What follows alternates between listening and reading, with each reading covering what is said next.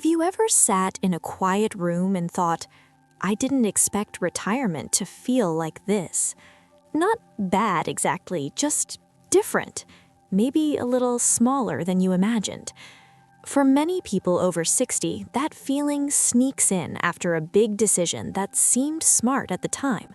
Selling the family home, downsizing, letting go of the place where life happened because it felt like the responsible thing to do. Less space, less maintenance, more freedom.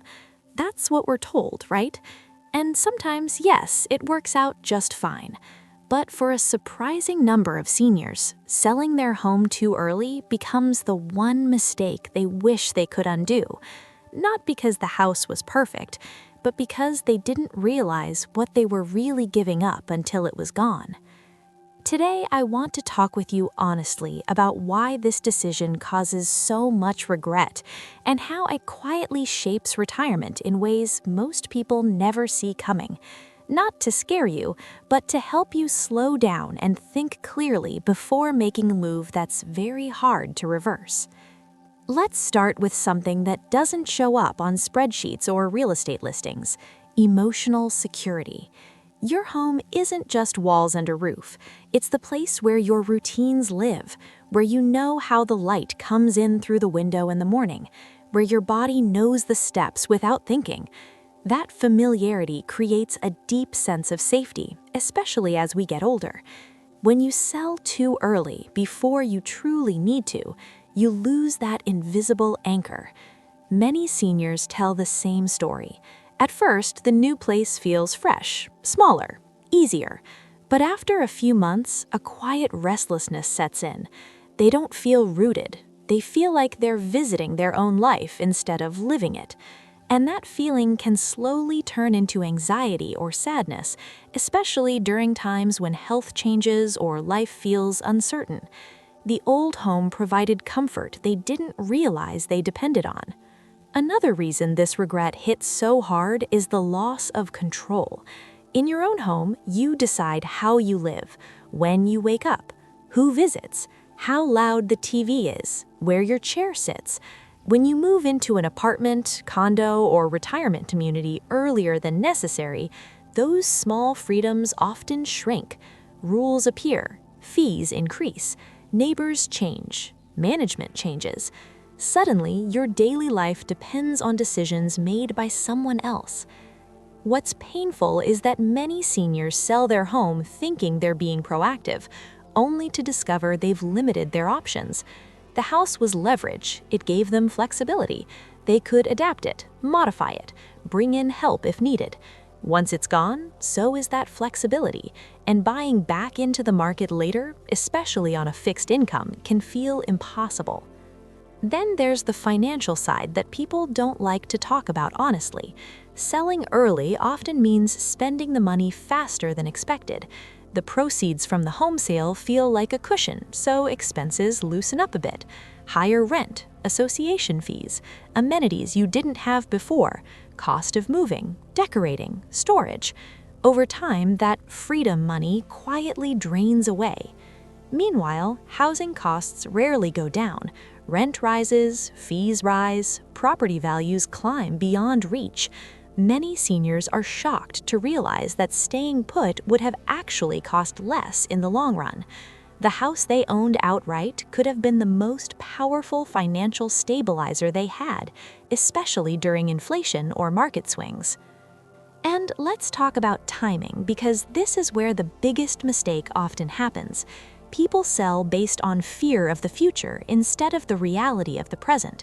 Fear of stairs, fear of maintenance, fear of what if something happens. But fear is a terrible financial advisor.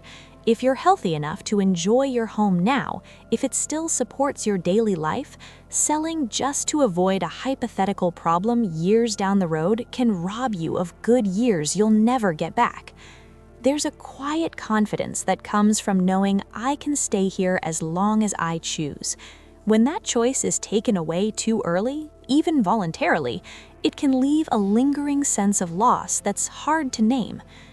What matters most is not whether downsizing is right or wrong, it's whether the timing truly matches your life, your health, and your needs today, not just someone else's advice or a general rule about aging. Once you understand that, you start seeing this decision in a very different light, and it naturally leads to deeper questions about what retirement is really meant to protect and preserve as the years move forward. When you sit with that idea for a moment, another layer starts to surface, and this is where many people feel the regret most sharply: identity. For decades, your home reflected who you were, not in a flashy way, but in a quiet, grounding way. The garden you tended, the chair where you drank your morning tea, the wall where children's heights were marked, even if those children are grown now. Selling the house too early can feel like closing a chapter before you were ready, and that can leave you feeling a little unmoored, like you've aged faster than you actually have. I've spoken to many seniors who say, "I thought downsizing meant simplifying." What they didn't expect was how much mental energy it would take to adjust, learning new layouts, new neighbors, new sounds at night. In younger years, change can feel energizing. Later in life, too much change at once can quietly drain you. Instead of freeing up energy, it can consume it. That's not weakness, that's human nature. Familiarity becomes more valuable as time goes on, not less. There's also the social side, which often gets underestimated. In your long-time home, you likely had a web of informal connections: a neighbor who noticed if the lights didn't turn on, a nearby shop owner who knew your face, a sense of belonging that didn't require effort. When you move too early, especially to a place where people come and go, that social fabric can thin out quickly. You may be surrounded by people, yet feel strangely alone. Some retirement communities promise instant connection, and sometimes that happens, but often relationships there are more transient. People move in and out, health changes, familiar faces disappear.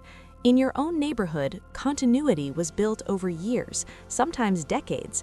That kind of stability is deeply comforting as we age, and it's hard to replace once it's gone. Another issue that surprises many seniors is how difficult it can be to advocate for yourself once you no longer own your space. In your own home, if something didn't work, you fixed it or adapted it. In a rental or managed property, you wait, you file requests, you explain yourself. Over time, constantly having to ask for permission or rely on systems can subtly chip away at confidence. Independence isn't just about physical ability, it's about agency, feeling like you still run your own life. And then there's the emotional weight of realizing that the decision can't easily be undone. Housing markets change, prices rise. Even if you wanted to return to a similar home later, it may no longer be affordable or available.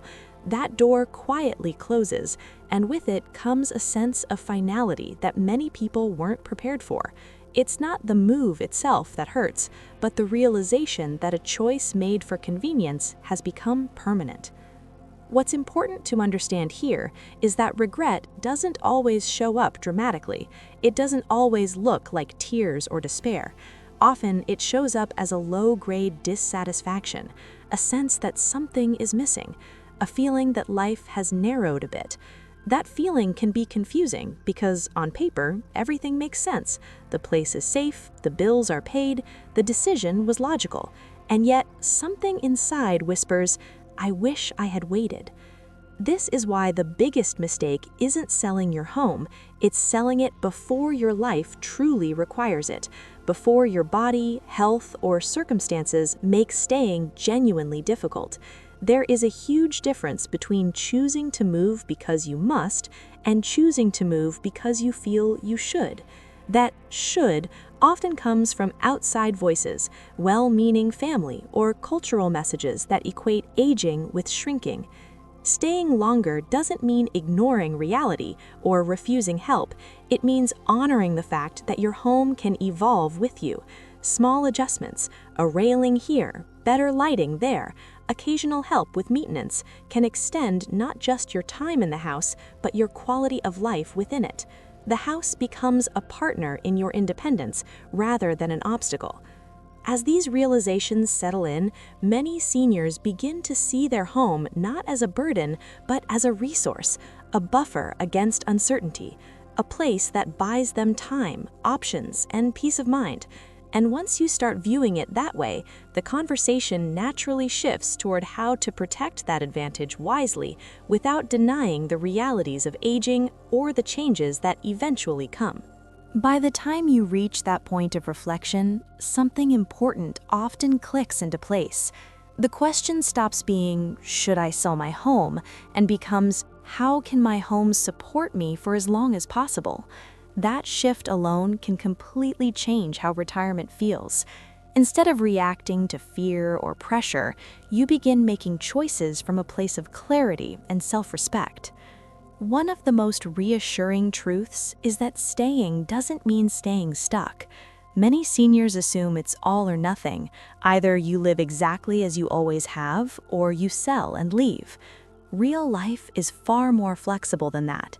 Homes can be adapted gradually, thoughtfully, and often at a much lower cost than people expect.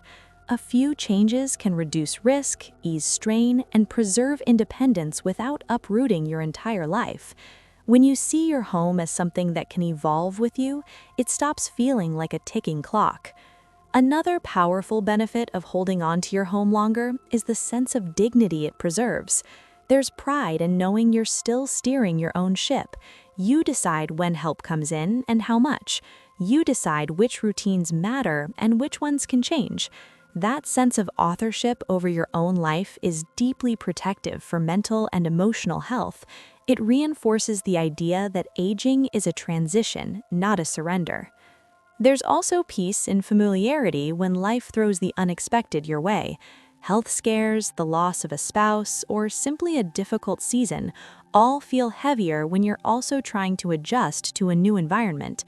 Being in a familiar space during those times can be profoundly grounding.